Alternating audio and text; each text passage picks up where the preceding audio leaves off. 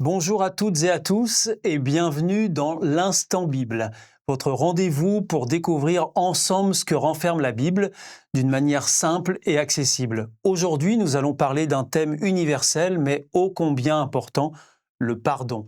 Pourquoi pardonner? Peut-on parler de bonheur sans pardon? Quels effets le pardon peut-il avoir sur notre cœur et notre bien-être intérieur? Pour nous éclairer sur ces sujets, j'ai le grand plaisir de recevoir nos deux invités de marque, le pasteur Pascal Rodet et Bonjour. Philippe Leduc. Bonjour. Merci à vous deux de nous rejoindre sur ce plateau. Nous allons prendre le temps d'explorer ce que la Bible dit sur le pardon et son impact sur notre paix intérieure. Restez bien avec nous, c'est tout de suite dans l'Instant Bible.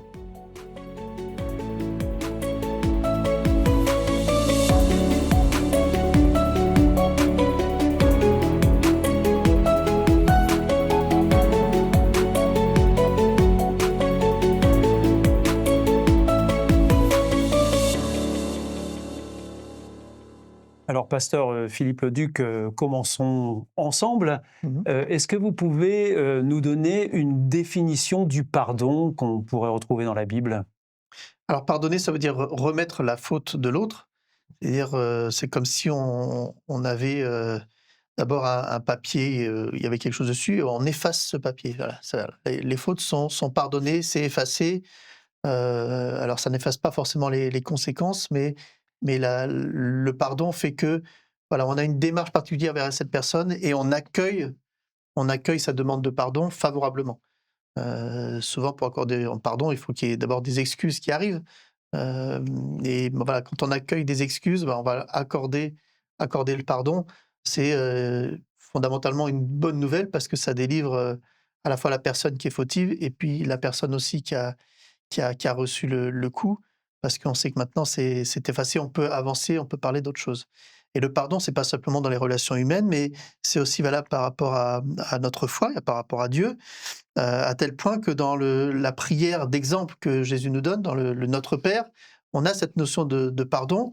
Je lis donc un extrait de cette prière dans Matthieu 6, donc où Jésus va dire, voilà donc comment vous devez prier. Et dans cette fameuse, prière au verset 14, il est dit: «En effet, si vous pardonnez leurs fautes aux autres, alors votre Père qui est dans les cieux vous pardonnera aussi.» Voilà, donc on a cette invitation forte de la part de Dieu de pouvoir vivre le pardon avec l'autre, et Dieu va dire: «Bah, si tu ne le vis pas avec l'autre, eh ben, je ne le vivrai pas non plus avec toi.» Ça fait une sacrée pression du coup et on se dit: «Voilà, c'est quand même assez, c'est pas juste si nous on reçoit, on est accueillis par Dieu qui nous pardonne et alors qu'on a cette relation-là avec Dieu, on va être rude avec l'autre et on va refuser toute demande de pardon. On va rester ferme dans le truc en disant: «Voilà, non, non, je ne te pardonne pas, je t'en voudrais toute ma vie.» Ça va laisser des séquelles des 2 côtés. Et Dieu dit: «Mais regarde, moi je t'accueille, je te pardonne, fais la même chose pour l'autre. Tu verras, c'est libérateur.» Et alors, pasteur Pascal Rodet, quelle place tient le pardon dans la Bible et est-ce que vous pouvez nous le replacer dans son contexte historique et culturel? Le pardon est central dans la Bible. Il est très tôt présenté, ça remonte d'ores et déjà dès la première faute qu'il y a eu dans l'humanité, Adam et Ève, où il y a cette sorte de relation qui s'instaure, où Dieu cherche l'homme parce que l'homme se sent fautif. Il a fait une erreur, il doit se présenter devant Dieu et pour la première fois dire: «J'ai fait une bêtise, j'ai fauté», et la notion du pardon est quelque part ici ouverte, dans ce rien qu'au travers de ce terme-là, même si c'est pas utilisé dans le texte. Et durant tout l'Ancien Testament et durant toute la présence de Jésus, le terme, l'idée même et la notion du pardon est capitale pour cette relation. Je prends simplement un texte qui se trouve dans Matthieu au chapitre 18, au verset 21, où nous trouvons ici la question combien de fois je dois pardonner. C'est toujours la même question, hein, savoir si déjà la première c'est est-ce que je dois pardonner des fautes, certaines fautes qui sont impardonnable, le fameux terme qui est un peu compliqué, mais aussi combien de fois je dois et lui refaire confiance, et s'il fait encore des bêtises, combien de fois je dois pardonner. Eh bien, ça fait un peu mal, mais ça montre bien l'importance de Jésus sur la notion de ce pardon. À partir du verset 21 du chapitre 18, alors Pierre s'approcha de Jésus et lui demande « Seigneur, quand mon frère me fait du mal, je devrais lui pardonner combien de fois ?»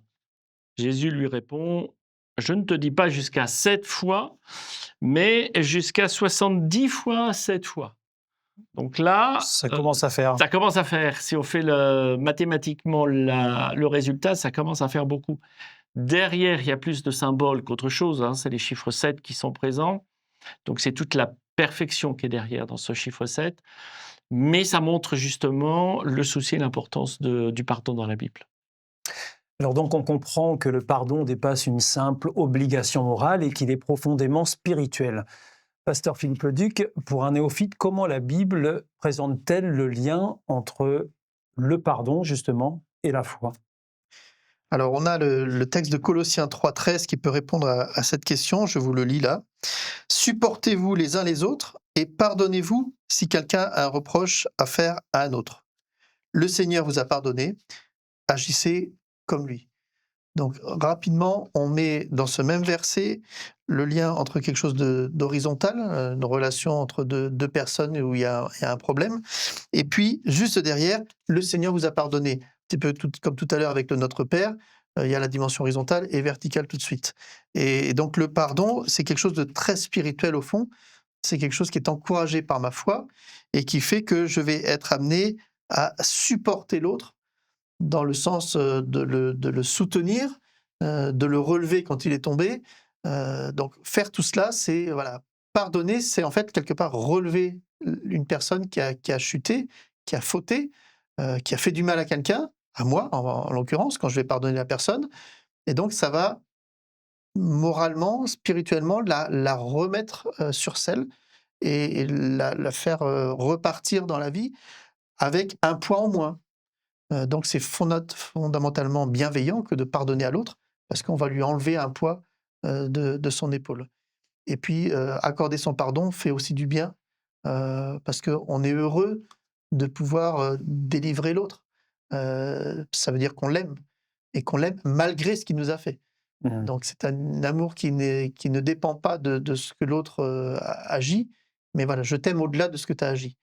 Tu as le droit de t'être trompé, tu as fait une erreur, tu l'as reconnu, tu es revenu vers moi, je ne vais pas te rejeter. Et ça, c'est très biblique, parce que Dieu fait la même chose avec nous. On ne cesse pas de faire des fautes. Et à chaque fois qu'on se tourne vers Dieu pour lui demander pardon, il nous accueille. Et il accueille favorablement cette demande. Malgré la répétition. Malgré la répétition. Et c'est pour ça qu'il nous dit, comme moi je le fais avec vous, faites-le avec les autres. Vous allez être en bénédiction avec les autres et vous allez goûter un petit peu de ce que moi, dit Dieu, je goûte avec vous. Parce que voir quelqu'un revenir après une faute, c'est quelque part la moitié du chemin qui a été parcouru. Donc la victoire, elle est là, quand l'autre accueille favorablement cette demande. Vous suivez l'Instant Bible avec les pasteurs Leduc et Rodet, et vous avez bien raison. Restez avec nous pour ce thème sur le pardon, pour plus de bonheur. Et d'ailleurs, venons-en à nos vies de tous les jours, puisque c'est ça aussi qui nous intéresse, pasteur Pascal Rodet. Comment le pardon peut-il, au fond, véritablement libérer notre cœur et nous apporter une forme de paix intérieure ? Alors, plusieurs choses dans ce domaine. Il touche tellement d'éléments dans notre vie. La question de la faute qu'il y a eu, bon, c'est très compliqué, c'est très pénible de schématiser quelque chose qui On est est aussi très dans le large. domaine psychologique, non ? Tout à fait. Il y a plusieurs domaines, mais il y a aussi plusieurs difficultés ou problèmes que les uns et les autres ont. On n'a pas la même mesure. Hein. Je ne peux pas mesurer le même impact et la même difficulté de rentrer dans un pardon face à, par exemple, un adultère ou face à quelqu'un qui nous a trompés au niveau financier. La mesure est... on a été trompé, on a été malmené, on a souffert, on est dans une souffrance, c'est pas la même valeur, c'est pas les mêmes choses, mais c'est la même difficulté, c'est-à-dire, qu'est-ce que je fais de ça maintenant, moi, si j'ai personne qui vient me dire, oui, ce que j'ai fait est mal. Il faut que j'arrive à le vivre et c'est pour ça que le pardon est important. C'est parce que c'est mettre des mots sur quelque chose qui est mal, ce que je t'ai fait est mal, l'autre personne entend ça et doit pouvoir essayer de réfléchir sur ce poids de souffrance que j'ai, comment je peux l'évacuer, me libérer de ça pour que ce soit plus un rappel de ce qui s'est passé comme quelque chose de compliqué, difficile, et grave. Donc oui, ça touche beaucoup de choses, ça touche beaucoup d'éléments de mon physique, de mon psychique, de ma pensée, de ma vie de tous les jours parfois pour certains. Il y a d'autres, quelqu'un qui me bouscule, je dis: «Bon, bah, oui, voilà, on se pardonne, point barre, c'est fini, on n'y pense plus». Mais le cerveau, pour certains, est beaucoup plus compliqué si on ne décide pas d'avoir une action dessus. Alors, pasteur Philippe Leduc, effectivement, pardonner ne veut pas forcément dire oublier ou nier la gravité de l'offense qu'il y a pu y avoir. La Bible propose-t-elle un équilibre justement ou des étapes pour que le pardon puisse vraiment s'accomplir dans toute sa mesure et qu'on ne reste pas sur un pardon de façade en quelque sorte? Alors on trouve des éléments de réponse dans une lettre que Paul a écrite à l'église d'Éphèse et on se rend compte que l'église de cette époque, un petit peu comme aujourd'hui, hein, c'est pas toujours facile, c'est pas toujours limpide. Il y a des querelles. Euh, Parmi les gens qui croient au même Dieu, il peut y avoir des conflits. Et donc Paul va écrire cette lettre pour exhorter les membres de cette église à avoir un comportement différent. Et je lis dans Éphésiens 4, par exemple au verset 31, « Ne gardez pas dans votre cœur le mal qu'on vous a fait. Ne vous énervez pas, ne vous mettez pas en colère. Faites disparaître de chez vous les cris, les insultes, le mal sous toutes ses formes. Soyez bons les uns pour les autres, ayez un cœur plein de tendresse, pardonnez-vous les uns aux autres, comme Dieu vous a pardonné dans le Christ. » Voilà beaucoup d'exhortations qui sont là, qui vont tous dans le même sens, en fait, de la bienveillance avec l'autre. Et donc, la notion de pardon y est aussi intégrée, parce que si je ne pardonne pas l'autre, je vais garder dans le fond de mon cœur cette rancune qui est foncièrement mauvaise, ça va me miner la santé. Et puis, de la part de la personne aussi, comment voulez-vous continuer à être assis l'un à côté de l'autre, à pouvoir être donc dans une église ici, hein, donc louer Dieu, faire des offrandes, etc., tout en ayant quelqu'un à côté de soi sur lequel des choses ne sont pas réglées. Hein. Donc Paul a dit c'est pas possible. Donc faites tout ce qu'il faut pour vous pardonner, pour vous accueillir, pour être bien les uns avec les autres, être bons les uns avec les autres, plein de tendresse, et assurément, ce lien-là qui va être transformé va faire que l'Église va être au bénéfice de cela et votre louange, votre adoration va prendre une mesure réelle parce que sinon, Dieu va dire dans un autre passage, laisse là ton offrande et réconcilie-toi d'abord avec ton frère. Je préfère ça que tu viennes m'apporter des offrandes sans régler cela. C'est ça la priorité, c'est ma relation à l'autre, plus que les offrandes. Mais alors, pasteur Pascal Rodet, on nous dit il faut pardonner, mais est-ce que c'est pas finalement plus facile à dire qu'à faire de pardonner? Alors forcément, c'est plus facile à dire qu'à faire. Ça, c'est évident. Pour celui qui doit donner le pardon. Parce que c'est toujours celui qui a été offensé qui C'est le plus difficile. c'est le plus difficile. Donc ça veut dire qu'il faut quand même une première démarche. C'est que celui qui a offensé demande pardon. S'il n'y a pas de demande, c'est plus compliqué. Aussi. Hein. Et donc je pense que c'est plus difficile à faire parce qu'il y a tellement de démarches qui sont ici, mais qui sont de la responsabilité en premier de celui qui a offensé. Si on reprend un exemple assez important toujours avec Jésus, et des différentes questions ou interrogations sur la relation les uns avec les autres, dans Matthieu au chapitre 5, Jésus ici nous nous rappelle un élément important en tant que celui qui a offensé. Oui. Traditionnellement, un chrétien est toujours en relation avec Dieu et prend du temps pour faire des offrandes, aller au culte, demander de prier Dieu, etc., etc. Il y a du cérémoniel derrière. Tu te présentes devant Dieu. Eh bien, Jésus dit, attends, avant de faire ça, il y a quelque chose que je vais te dire. Et c'est ce que nous avons ici au chapitre 5 de Matthieu, au verset 23. Donc, supposons ceci, tu viens présenter ton offrande à Dieu sur l'autel. À ce moment-là, tu te souviens que ton frère ou ta sœur a quelque chose contre toi. Ça veut dire, voilà, il parle à celui qui a offensé quelqu'un. Hein, tu te souviens qu'il y a quelqu'un qui a été malmené? Et il continue, alors laisse ton offrande à cet endroit, devant l'autel, va d'abord faire la paix avec ton frère ou ta sœur, ensuite reviens et présente ton offrande à Dieu. Donc là, il y a de la part de Jésus vraiment un souci, et là, ça s'adresse forcément à ceux qui, en effet, ont offensé quelqu'un, mais ça, c'est capital pour une bonne relation. Avant d'être en relation avec Dieu, règle la question avec tes frères et sœurs avec qui tu as des problèmes.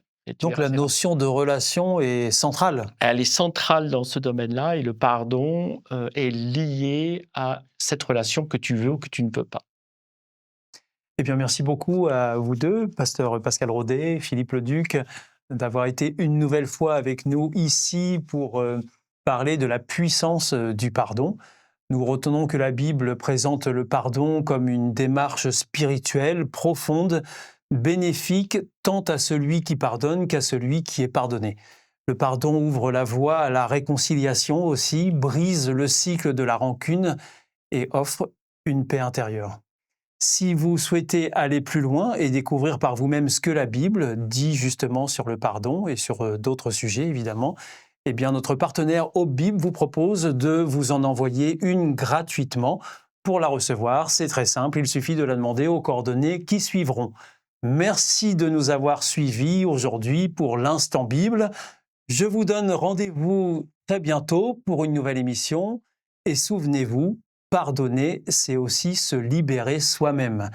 Au revoir, messieurs, et à très vite. Au revoir. Au revoir.